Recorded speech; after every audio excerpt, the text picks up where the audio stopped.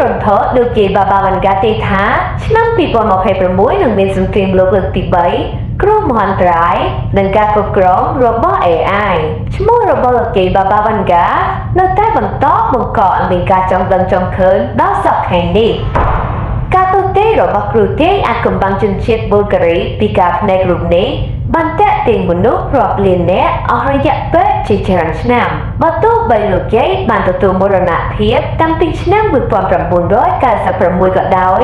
ជាពិសេសនៅពេលដែលវាហាក់ដូចជាស្របទៅនឹងព្រឹត្តិការណ៍សកល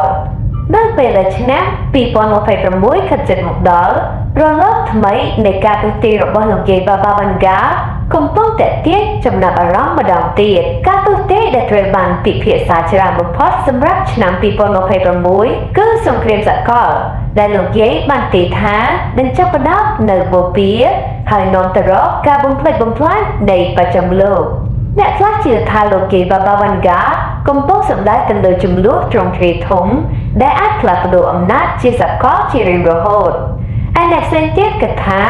វាអាចជានិមិត្តរូបនៃការផ្លាស់ប្ដូរនយោបាយនិងសេដ្ឋកិច្ចទន្ទេមួយទៀតបានព្រមានអំពីគ្រោះមហន្តរាយធម្មជាតិដ៏ធំសម្បើមដូចជាការរំជួយដី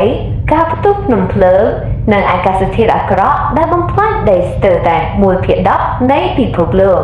ដោយសារការប្រែប្រួលអាកាសធាតុកំពុងធ្វើឲ្យព្យុះទឹកជំនន់និងរលកកម្ដៅកាន់តែអាក្រក់ទៅពាក្យសម្ដីរបស់លោកយាយហាក់ដូចជាអ្វីដែលអ្នកវិទ្យាសាស្ត្រកំពុងប្រមានឥឡូវនេះក៏ដែរបន្ថែមពីនេះលោកយាយបាបាវ៉ាន់កាក៏បានទាយទុកជាមុនអំពីអនាគតមួយដែលនិយាយអំពីបញ្ញាសិប្បនិម្មិតឬចម្រើនហួសពីការគ្រប់គ្រងរបស់មនុស្សយោងតាមរបាយការណ៍មួយលោកយាយបានទាយថា AI នឹងចាប់ផ្ដើមធ្វើការសម្រេចចិត្តសំខាន់ដែលមានឥទ្ធិពលចំពោះសង្គមនិងសេដ្ឋកិច្ចក្រៅពីនេះការទូទាយដ៏គួរឲ្យភ្ញាក់ផ្អើលបំផុតមួយរបស់លោកយាយនោះគឺថាមនុស្សនឹងតាក់ទងជាមួយជីវិតក្រៅភពនៅឆ្នាំ2026តន្ន័យមួយចំនួនបាននិយាយអំពីយានអវកាសដ៏ធំមួយតែមកដល់ផែនដីនាពេលអនាគតដែលនាំឲ្យមានការភ័យខ្លាចជាសកលគួរបញ្ជាក់ថាទោះបីជាមិនមានរបាយការណ៍ច្បាស់លាស់ណាមួយបញ្ជាក់ថាលោកយាយបាបាវ៉ាន់កាទូទាយរឿងនេះក៏ដោយក៏អ្នកដែលមានជំនឿលើលោកយាយជឿជាក់ថាឆ្នាំ